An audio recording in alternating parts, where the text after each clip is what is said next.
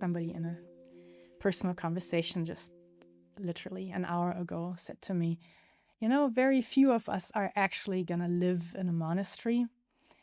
And that's true. So I think in our Western version of transformative practice, we want to figure out what the structures are that can support, invite, and also call forth maybe the kind of practice that allows us to both release that which we don't even know we're holding, to release at a layer of our existence where we don't even realize that we're holding onto something. So to release in ways that are difficult to even know in any conceptual way. And to open into ways of existing together in what, from a practice point of view, we could call our situation right now, we could call it exploring the mystery of our existence together. That's what we're doing. We can, like, how do you frame what you're doing? You can say, oh, I'm sitting here listening to something about Zen. Or you can say, oh, we're exploring the mystery of aliveness together. And that's actually a great thing to do. That's a great and wonderful thing to do. And it's also wonderful when people commit to doing that, when people feel that there's some kind of responsibility that comes with existing. There's some kind of responsibility of, and maybe a wish, a yearning to, for us ourselves, be the person that we wish exists in this world, that we wish for ourselves to be, but also that we wish exists in this world. That's a wonderful thing when a person finds that important for themselves.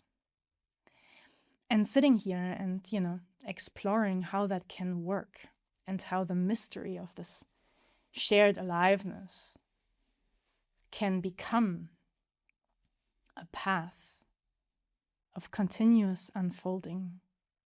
That's what the Dharma is about. That's very simply what the Dharma is about. We human beings,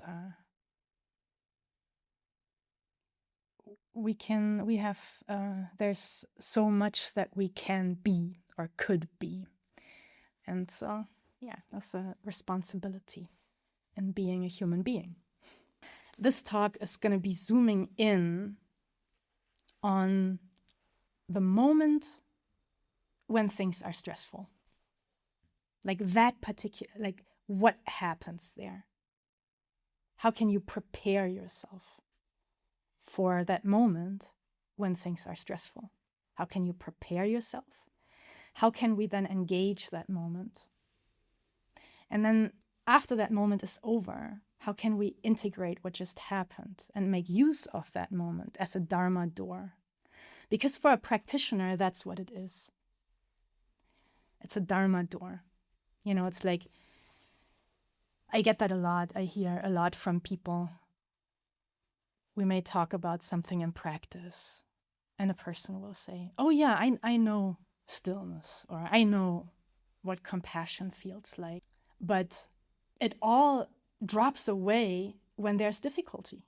Like when I need it the most, it's not available to me. So there's a kind of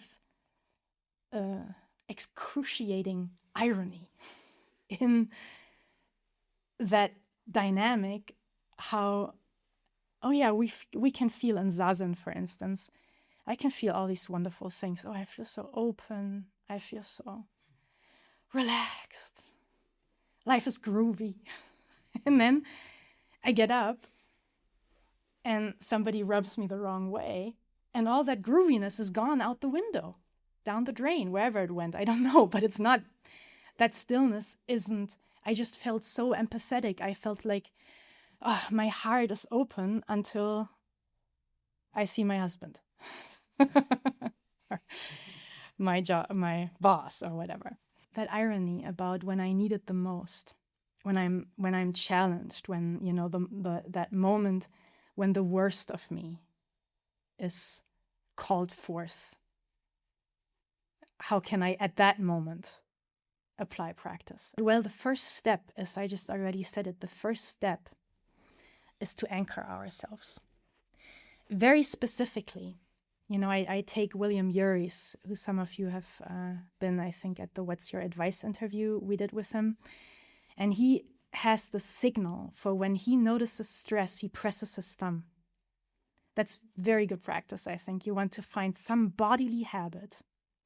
When you notice stress, some bodily habit, like bite your tongue lightly, press your thumb, have some kind of, like I sometimes carry a little wooden turtle in my pocket that I can push, or like a mala, a bead string can have that function. Something you can bodily relate to, but like touching is the best way to do it. And what that will do is it'll bring your attention out of the circuit of like either your own stress, your own narrative, or the other person's narrative. It'll bring it into sensorial immediacy. And as a practitioner, you know that that's what's happening. You're now, by pressing your thumb or whatever, you're bringing your attention to something that's sensorially immediate. And that's first step in anchoring. Now, if you're trained and advanced, the moment you have, that's the gap. We need to find that little gap. There needs to be sensorial immediacy. Without that, we're just going to get carried away and have the situation take over. So that's key. Develop that bodily habit in the face of stress. But once there is sensorial immediacy, we've created an opportunity. We've created the possibility for a Dharma door. If you're trained, you can now immediately go from sensorial immediacy to anchoring your whole presence in something, your stable place. Like for another context, we've talked a lot about the center of the body as like the hara, and to really locate ourselves in that stable, grounded place. Feet are great. It's about grounding. So center and grounding, anchoring yourself in sensorial immediacy and in grounding. If that can work, we're halfway there for how to not perpetuate suffering and stress. The next is, and that's a classic, is can you welcome the situation? That doesn't mean liking it.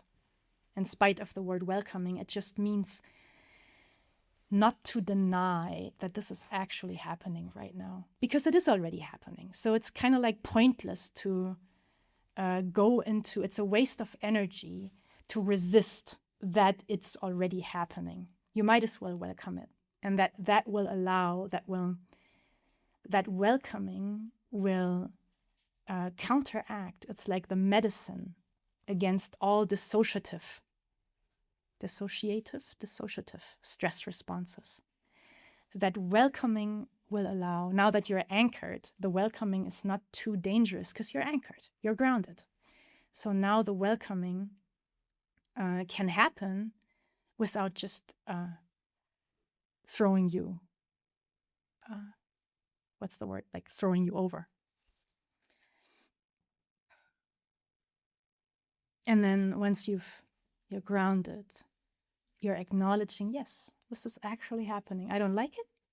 That's happening too. My not liking it is also part of what's happening. Once that's there, you can do something magic. which is now activate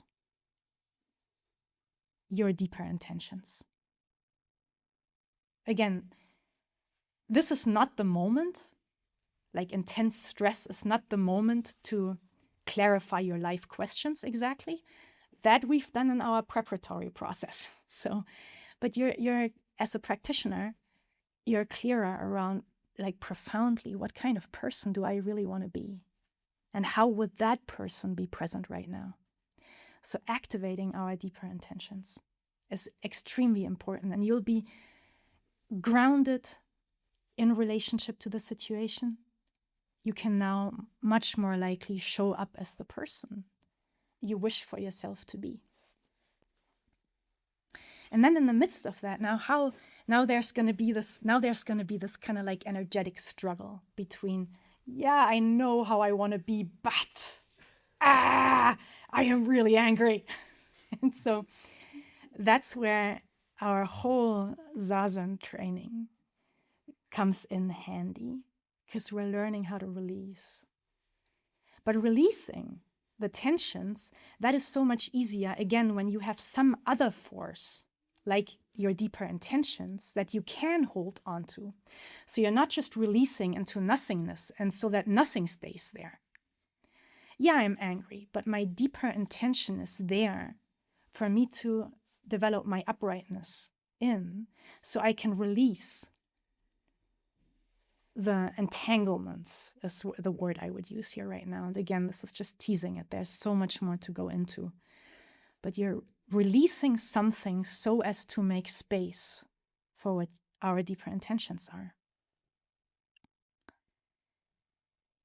Now, once you've gone through that process, that's I think the basis where a new kind of action can emerge.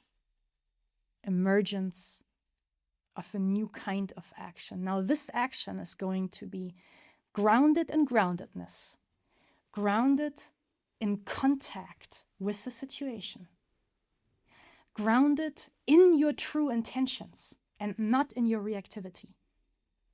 That is a much better ground for compassionate, awake, and awakening action to arise. And you know what I'm really excited by is that these 5 steps form the acronym AWARE. Again, it's anchoring, A, anchoring. Welcoming, W. Activating intentions, A. Releasing tensions, releasing entanglements, R. Emerging action, E. Aware. So all you need to know is be aware.